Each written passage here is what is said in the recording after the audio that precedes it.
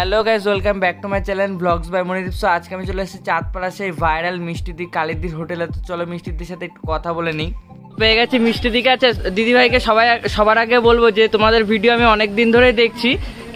আমার হচ্ছে এদিকে আসা হয় না। তো আমেরিকান দাদার যে বৌভাত অনুষ্ঠান ছিল সেখানে তোমরা এসছিলে, কিন্তু আমার বাড়ি রানাঘাট। এবার মানে হাবড়া থেকে রানাঘাট অনেকটা যেহেতু দূরত্ব হয়ে যাচ্ছে, তো আমি তাড়াতাড়ি বেরিয়ে গেছিলাম, যার ফলে তোমার সাথে এবং অরুণদার সাথে, জয়মাতারা অরুণদা কারোর সাথে আমার দেখা হয়নি। আমার সেদিন খুব খারাপ লেগেছিল। তো ফাইনালি যে আজকে তোমাদের সাথে দেখা হচ্ছে, আমি এতেই যথেষ্ট খুশি হয়েছি।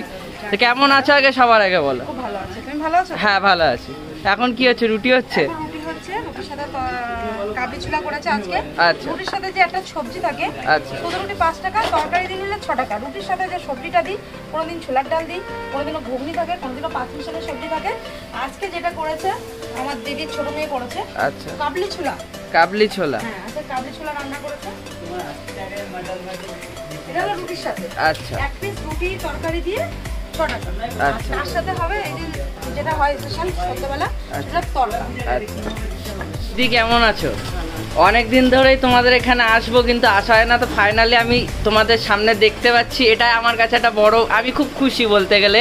একটা ঘরে ঘরে জি বাংলার যে একটা শো হয়, সেই শোতে আমার মা তোমাদের এপিসোডটা দেখেছে। তো খুব ভালো লাগে। আমার মায়েরও ইচ্ছা যে একদিন তোমাদের এখানে আসবে, তোমাদের সাথে দেখা করবে। তো অবশ্যই মাকে নিয়ে আসবো। আজকে আমি এসে দেখা করে সত্যি খুব খুশি হয়েছি।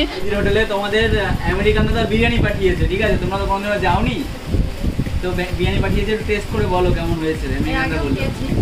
আচ্ছা, আমাদের কাছে খুব ভালোই লেগেছে। আর আজকে আবার পাঠিয়েছি, কখনো হতে পারে। তোমরা বিরিয়ানি বানাতে পারো? হ্যাঁ, দিদি বানায়, ভালো লাগে। আচ্ছা, বিরিয়ানি বানাতে কি লাগে? দাদা বলেছে তোদের কালার নিয়ে এত সমস্যা, কালার দেবো না। কালার দেয়নি। ভালো করে দেখিয়ে দাও, ফোকাস করে। কালার নিয়ে এত সমস্যা, কোন দোকানে কালার দেয় না আমাদের? গোলাকারদের কালার নিয়ে সব সমস্যা। নিজেরা তো কালার ছাড়া বাড়িতে হলুদ কিনা পয়সা নেই, তাই পরকে সবসময় কালারিং দেখে। কালারটাও তো দামি কালারই দিতে। না না, সবচেয়ে বড় কথা দেখো, যারা বড় বড় রেস্টুরেন্টে কিন্তু কিচেনে ঢুকতে দেয় না। একদম, আমরাও ভিডিও করতে যাই না। তোমরা মানে সুযোগটা পাও না, কিন্তু আমাদের মতন যারা স্ট্রিট দোকান, হ্যাঁ, এইগুলোতে তোমরা সামনে মাথায় করি, সবকিছু তোমাদের বিশ্বাস করে কিচেনে ঢুকিয়ে নিচ্ছি। ওই জন্য তোমরা কি করো, বদনামটা টুকিয়ে মানে আমরা তো আমাদের মনে সাদা মনে কাদা নেই, কাজ করে যায়, কোনটা পড়ে গেল, কোনটা তুলে দিচ্ছে। আর এবার রান্না করে যদি মাছে রান্না করতে একটা মাছ পড়ে যায়, সেটা কি তুলে দেয় না কড়াইতে? কেউ বুকে হাতে বলতে পারবে যে একটা মাছ পাচ্ছে পড়ে গেলে তুলে দেয় না? তাহলে সেটা অন্য ক্ষেত্রে কেন হবে? অরুণদার দোকানে বেগুন সুন্দরী পড়ে গেছে, সেই নিয়ে এখন এক্সপোজ। যে যেখানে রান্না করে তার সব পরিষ্কার করে রান্না করার চেষ্টা করে। আমারও অনেক সময় পড়া বলতে গিয়ে ওনার, হ্যাঁ, এমন জায়গায় পড়ে গেলে তুলবো না যেটা মানুষ, আমি খেতে পারবো না, সেটা মানুষকে দেবো না। কারণ একটা যে বড়াটা আমার যেখান থেকে আমি তুলে দেবো, সেটা এক ঝুড়ির মধ্যে কিন্তু আমার দিতে হবে। তো আমিও তো খেতে পারবো না।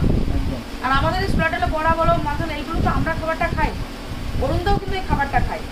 তো সবার ক্ষেত্রে একটাই কথা বলো, কি মানুষকে ভালো না করতে পারো, কারো খারাপ করো না। তোমাদের দায়িত্ব এইগুলোকে, হ্যাঁ দাদা ওটা পড়ে গেছে, ওটাকে অন ক্যামেরায় না, অফ ক্যামেরায়, এটাকে দরকার নেই। এগুলো তোমাদের সতর্ক করা উচিত, কিন্তু এগুলোকে তুলে ধরা উচিত না তোমার।